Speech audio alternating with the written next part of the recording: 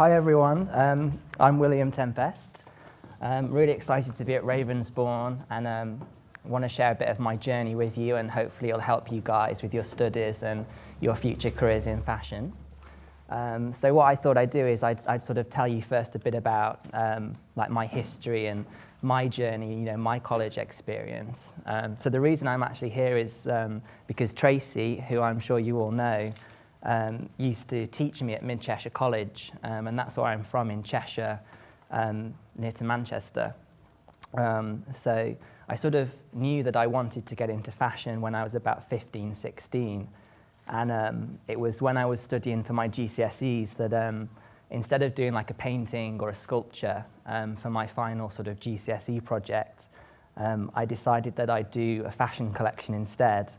And my art tutor, she was really kind of supportive of that. And, it wasn't like your typical art thing that you do, but, it was great to have that support from such an early age. And it was actually the Colin McDowell book, biography of John Galliano, which was the first kind of book that I had that really inspired me to, want to do that fashion project.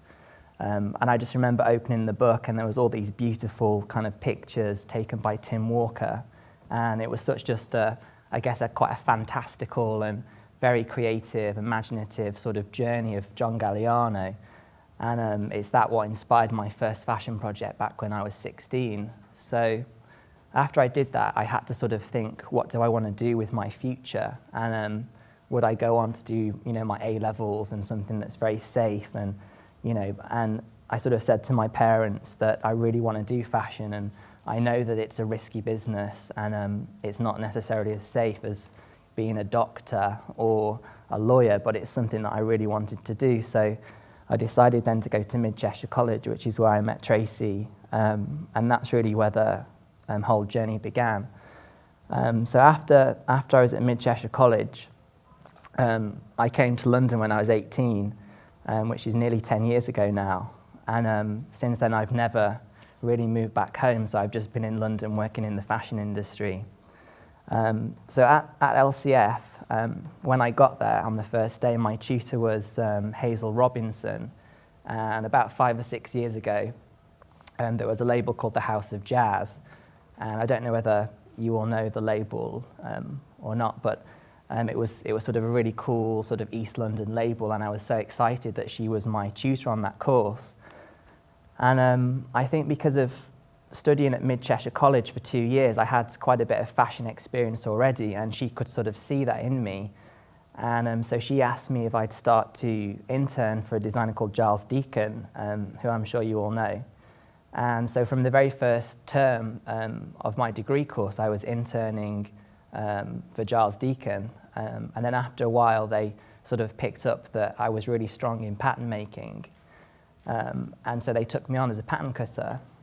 So right from the very start, I'd managed to get a paid job in the industry, and I sort of put that down to all the experience that I'd had and sort of using that to best effect to try and get ahead early on. So I had an amazing time at Giles. And I applied then for a sponsorship of my graduate collection. And this was with a company called Marchpole, who don't exist anymore, but they used to own a lot of different fashion brands. And fortunately, my boss at Giles was on the judging panel of the award. And so I don't know whether that's why I won it or not, but we'll never know. But I won the award, and part of that was after graduation, was a job. So I sort of went to meet all the people at this big company, and one of their designers was Jean-Charles de Castelbajac, who I'm sure you all know as well. And coincidentally, Giles used to work at Castelbajac after he graduated. So I decided that I'd take that job because it would be my first proper design job in the industry. But it was quite a tough decision for me to make, because when I graduated, there was a lot of sort of press and interest in me, and I was also doing a project, a 3-month design project with Diesel, which wasn't actually a fashion project. It was an interior design project where they asked me to redesign their flagship store on the King's Road. So I decided that I'd display my whole graduate collection in the windows and in the store. And so for 6 months, that was their prime spot next to Sloane Square. And everyone would walk past and see my designs in the windows. And it was sort of through that I was approached by a company that wanted to back me and start the William Tempest label. And I spoke to these people, and I sort of said, look, I've got this opportunity at Castelbajac in Paris, and I'd really love to go and do that just to get some experience as a designer. And what we decided is that I'd go there for 6 months and then come back to London with all that experience under my belt, or a little bit at least, and then start my label with them. So that's what I did. I went to Paris, and I worked with Castelbajac for 6 months, which is, again, an amazing experience. And when I was there, I wasn't just a fashion designer. And I think that's something that's continued throughout my whole career, is that I sort of diversify a lot into product design, packaging design, advertising, working on ad campaigns for different brands. So at Castelbajac, I was designing things like plates, wallpaper, rugs, like he did the whole lot, as well as men's and women's wear. So it was great to get all of that experience working with a top designer in Paris. So I came back to London, and I set up a studio with my backers, and it got to the point where we were trying to promote our first collection. And I applied for a competition, which I'm sure you all know, called Fashion Fringe, and I got selected as one of the finalists. And that year it was Donatella Versace that was the chairwoman of the competition. And there was a lot of debate at my interview whether I should be accepted, because I had third-party backers involved, and usually they just have an individual that doesn't have any support behind them. And Donatella sort of stood up and said, look, everybody stop arguing, like, he's a talented designer and I think he should go through. So that's why I got put through to the final of the competition. But ultimately, there was a sort of big divide between my backers and Fashion Fringe, and it all got quite difficult. And so I didn't win the contest. Actually, Dieter Von Teese walked out of the show when they announced that I obviously wasn't the winner. And I sort of, I thought it was really nice of her to do that, and I met her the day afterwards and stayed in touch. And I think that sort of, even though I didn't win that competition, that's probably one of the biggest things that's helped my career, because I think all of the UK press got behind me as a bit of an underdog, and they were kind of saying, well, why didn't Will win this competition? And he's British talent, that we want to support him. And that's the time when I dressed my first celebrity, which was Emma Watson.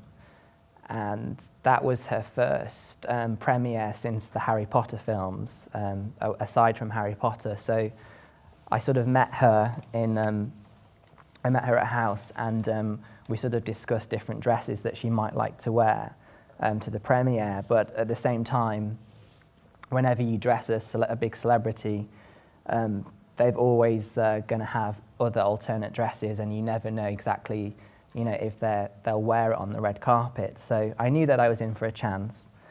And I just remember the sort of night that she was wearing it in LA, and she came out wearing my dress, and I was just so, happy. And you can't really describe that moment, because, as a designer, it's the sort of time when the whole world is focusing on your work, and everyone's going to have an opinion on that. And luckily, everyone liked the dress, and everyone liked the film, and everyone likes Emma Watson. And that's probably the moment that I'd say my career really changed, just through dressing someone at the right time, at the right place.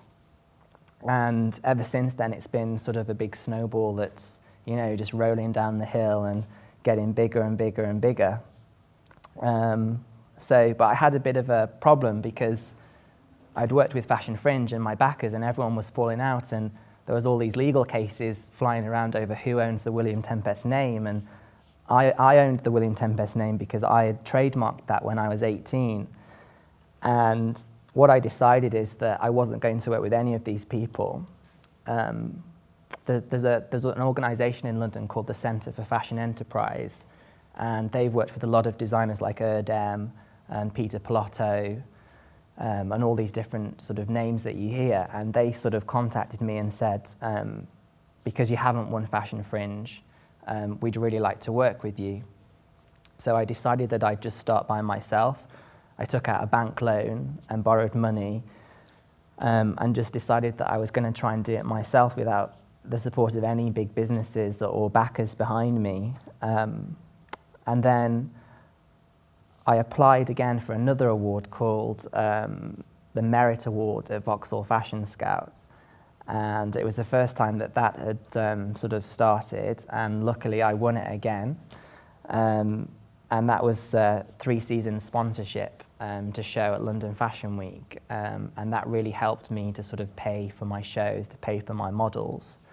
So really, like, my whole business has been really based on a lot of sponsorship programs, a lot of awards, a lot of hard work, and also sort of linking to bigger brands. And I sort of said earlier that I do a lot of projects outside of fashion. So, for example, Sony Vaio sponsored one of my shows, and I designed a laptop case for them.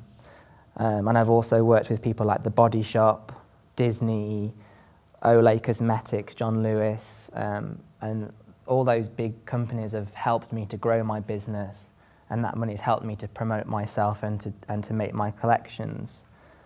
So really, I'd say that it's that sort of idea of working with bigger brands, and also using celebrity as, I guess, a vehicle to get your work and name out there. So a lot of British celebrities have worn my work, like Kate Moss, Victoria Beckham, I've dressed Girls Aloud, Rihanna, Leona Lewis, Nicole Scherzinger, Alexa Chung.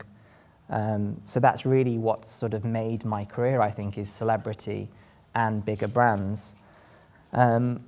So what I've sort of been doing over the last few years is splitting my time between Dubai and London. So I've always been back and forth, because I sort of noticed that after about the first year that I'd been working as a fashion designer, a lot of sort of Middle Eastern people really liked my aesthetic, which I guess I've always described as glamorous but not glitzy. So a lot of my dresses it's all evening wear. It's a lot of very body conscious, form fitting dresses, quite timeless, I'd say, and quite elegant. But they're also you know, quite directional and alternative. So it's not just your stereotypical, you know, evening dress, floor-length gown. It's I like to work a lot with sculpture. I look at a lot of architecture. So that's why I sort of say it's glamorous but not glitzy. And I've been working in Dubai with a lot of private clients where I'll meet them, fit them, design a one-off dress for them.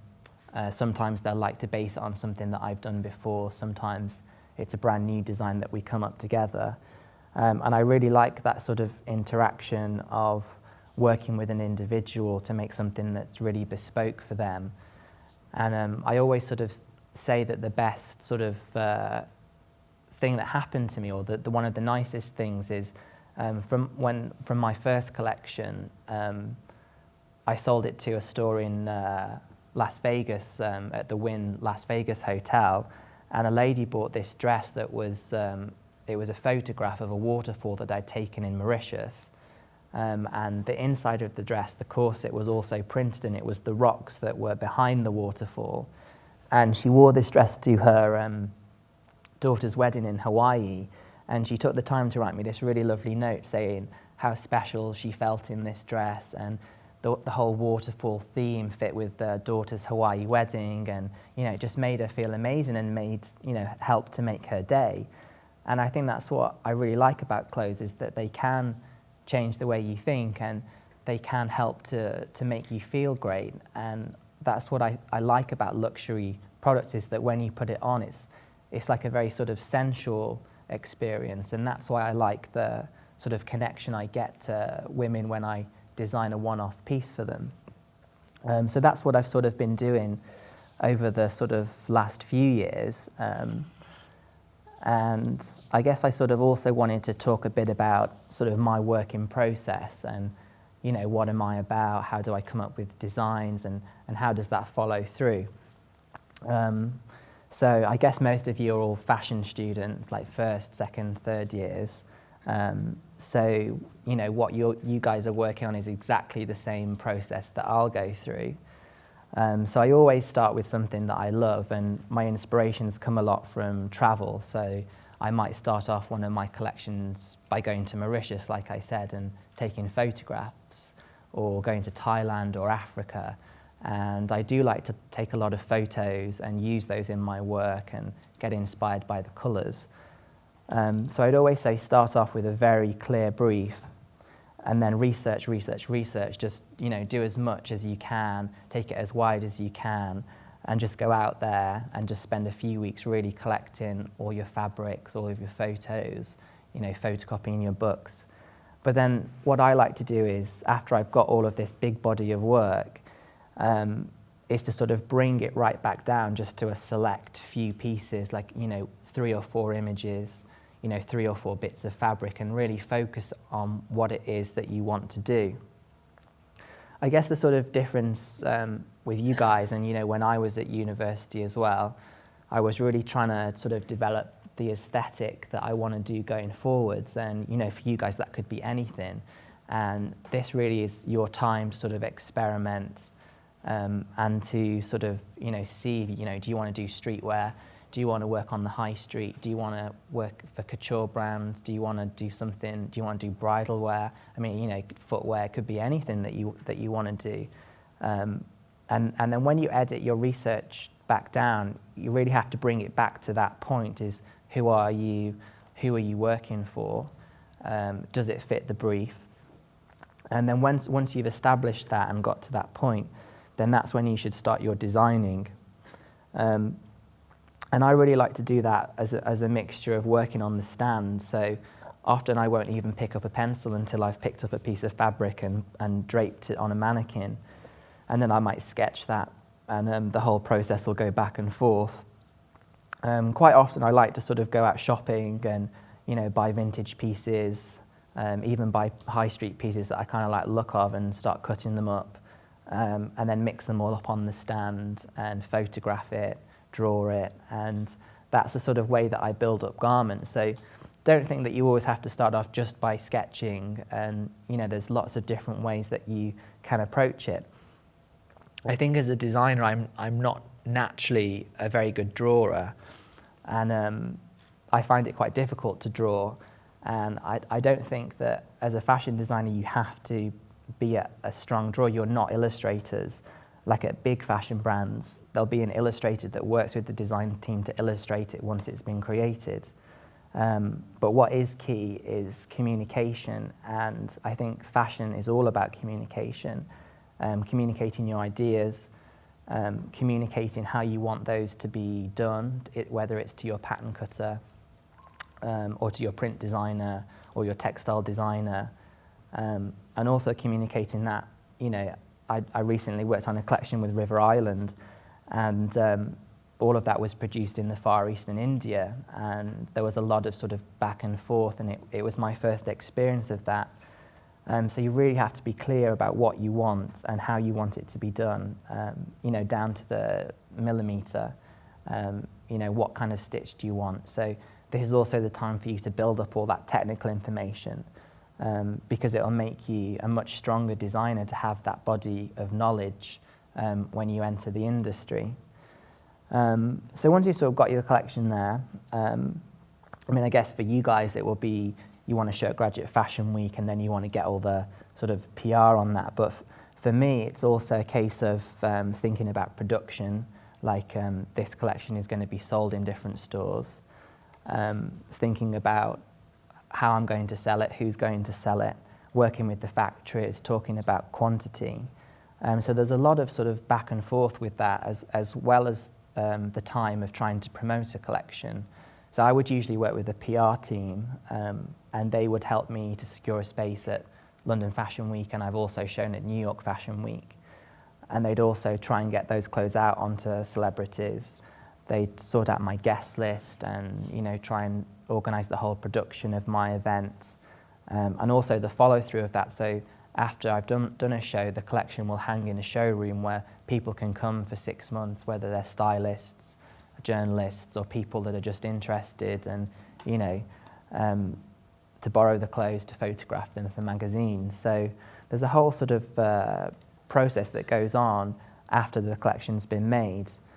And then the clothes go into store, and very often I'll go into, say, like Browns. I've been into Browns and sort of, you know, spoken to all the staff about, you know, the inspiration behind my collection, so it'll help them to sell it.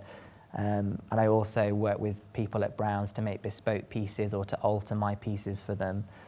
So once you've sort of got out there and you're working in the industry, there's that whole side of things that also comes into play. And if you're working for a small brand or a small label, then you will get involved in all of those things. But it just depends where you see yourself positioned as a designer. And I'd probably say that that's the biggest thing that you probably should be thinking about right now is, who are you? And, you know, what clothes do you like? And you can also think about things like, which models do you like? You know, you can research them. Who would you see wearing your clothes? What type of people would you want to dress? Like, where do you get your inspiration from? Is it your friends? Are they the people you want to dress? Is it celebrity? You know, who is that person? And then once you've got that, you also need to think, well, I've done all this stuff. Do they actually like it? Because you could just, you know, create all this in your head that you want to dress this person, and then they could just turn around to you, or their market could turn around to you and say, well, actually, we don't really like it. So there's so many different bits to consider. So it's really about defining what you want, where you want to go. I'm a very kind of structured person, as you might be able to tell, and I'm very much about sort of making a plan, you know, and trying to execute that and sticking to it. I'd probably say really try and develop your core skills, like pattern cutting, you know, use of Illustrator, Photoshop, and try and do that now whilst you've got the space to do it and time to do it. And also start interning for people. Like, this is a time you can sort of do that. You could even start it in your first year, and just do it like part-time, 1 or 2 days a week whilst you're studying, because it's those sort of network of people and all those contacts that you'll make that will really help you after you graduate. Because the fashion industry, it's all about who you know as well. It's not necessarily about you being amazing. If you are amazing, then people are going to notice that and you'll get on. But, you know, if you know the right person and you're a half-decent designer, then you'll probably get the job over someone that's an amazing designer and doesn't know anyone. So it's a lot about networking and just getting yourself out there. Definitely have a good CV, and like set yourself up, you know, get your business cards, get your email address sorted out so it's, you know, works, and even set up a website to sort of showcase your work. So there's all those little things that you can do. The way you present yourself should be the brand.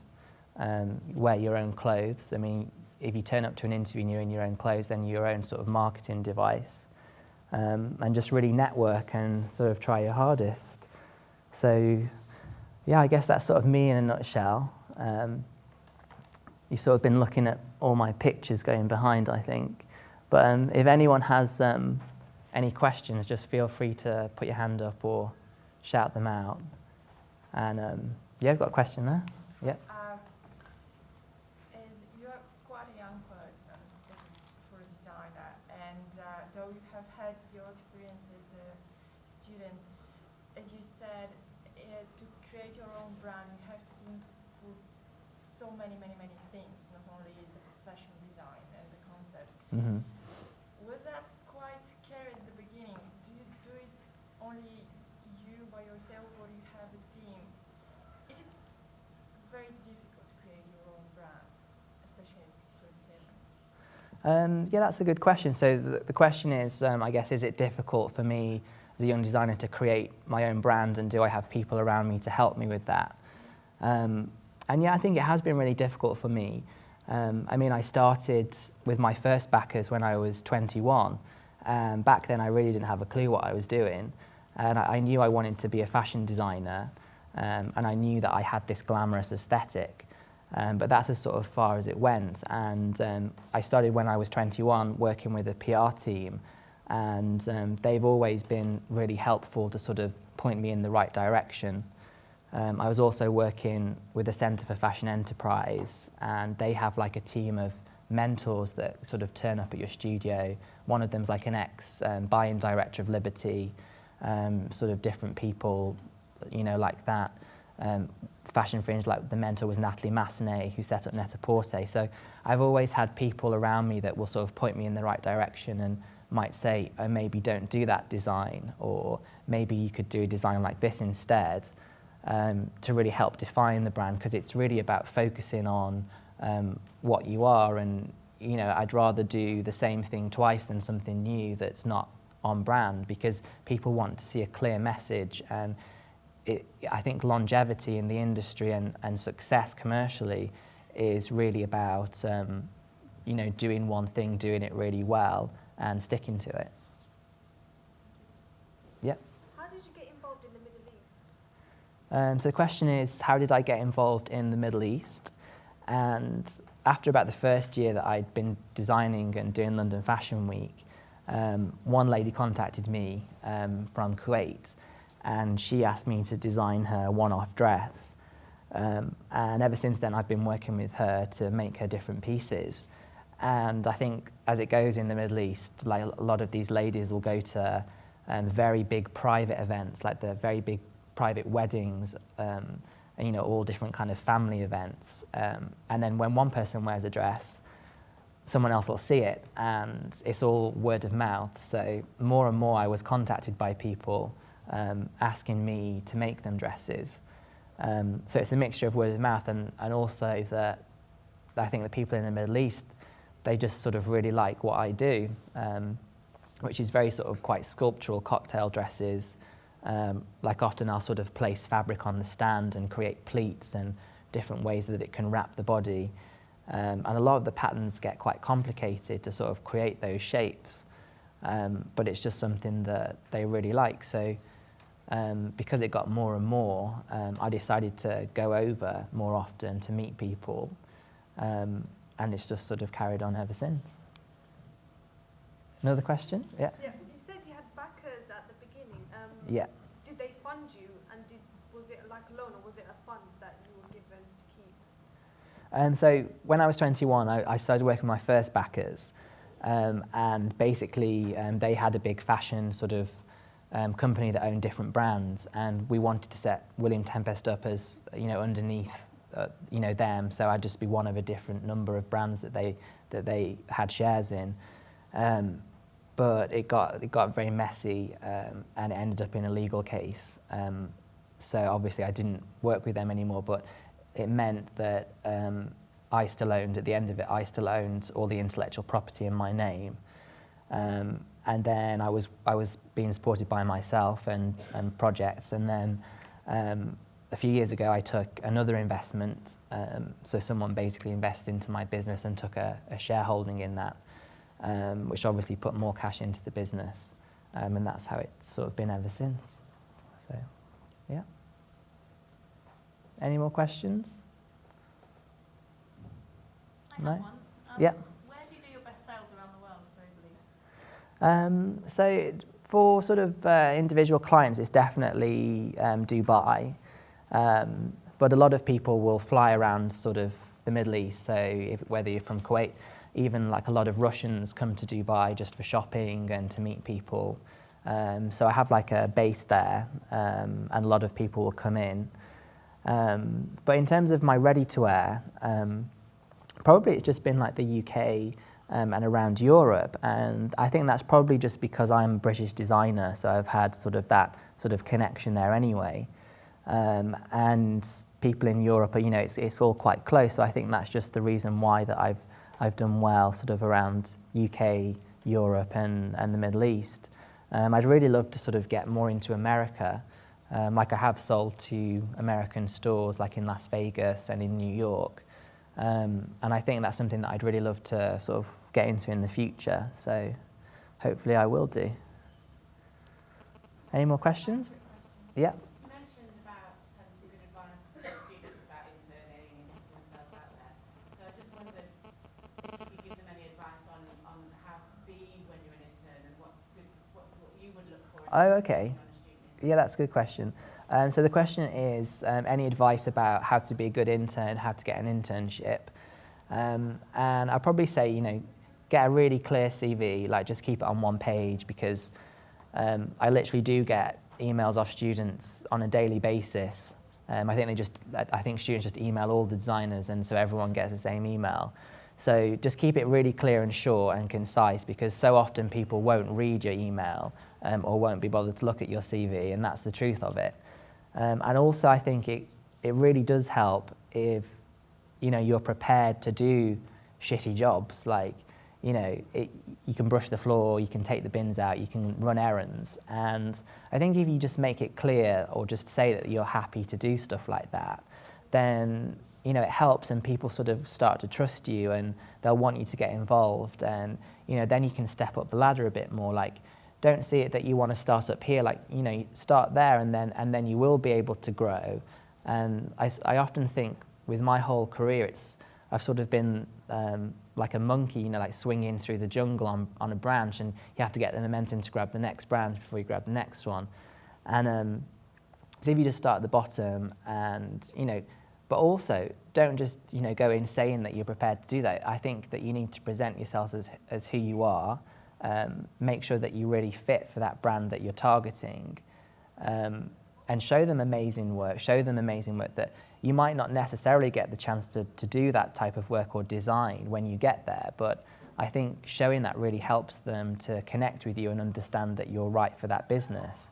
But then just be prepared to start, you know, at the bottom of, you know, everyone that works there already. So, yeah. Any more questions? Yeah. How did you get buyers? Sorry? How did you get buyers to buy into your... Oh, so the question is, how did I get buyers? And I think you're meaning like store buyers from like different, like Selfridges or Harrods or wherever. So I basically started off sending loads of emails, and I got this big sort of database of all the contact details of buyers around the world through the lady that I said was the ex-buying director of Liberty. So she very kindly gave me this database of thousands of names.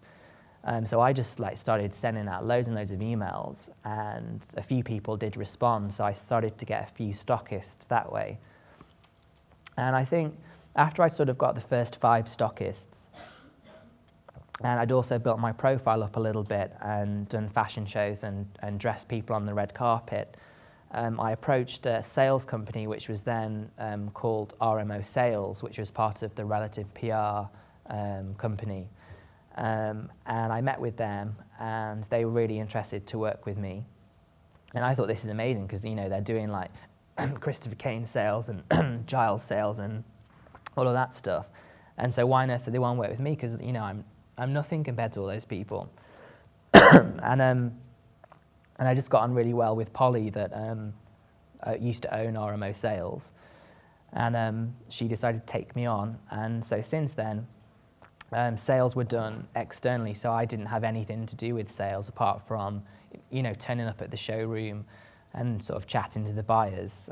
So they just took that out of my hands, and the way that it works is on a commission basis, so you pay them a certain percentage of the total sales that you did that season, and they'll get lots of buyers in because they have such a big collection of designers all in the same room.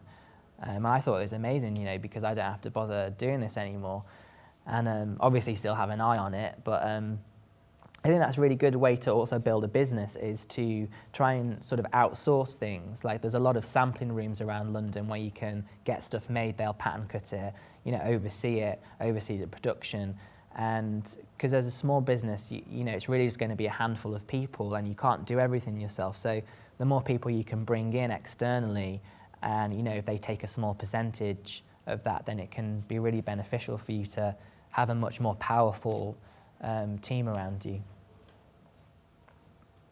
Any more questions? No? One more over on the left. Oh, there's one more question? Yeah. Thank you very much for coming Thank you. How do you now see your future? So the question is, what am I going to do in my future? And I'm probably going to be moving to New York in January, February next year, which I'm really excited about. So I decided about 6 months ago that I didn't want to remain in Dubai, split my time between London and Dubai. So I'm going to move my studio over, move everything over to New York, and then restart up my fashion shows, because whilst I've been in Dubai, I've not been doing a show every 6 months. So I'll restart that up. I've got new people that I'm working with and have invested in my business.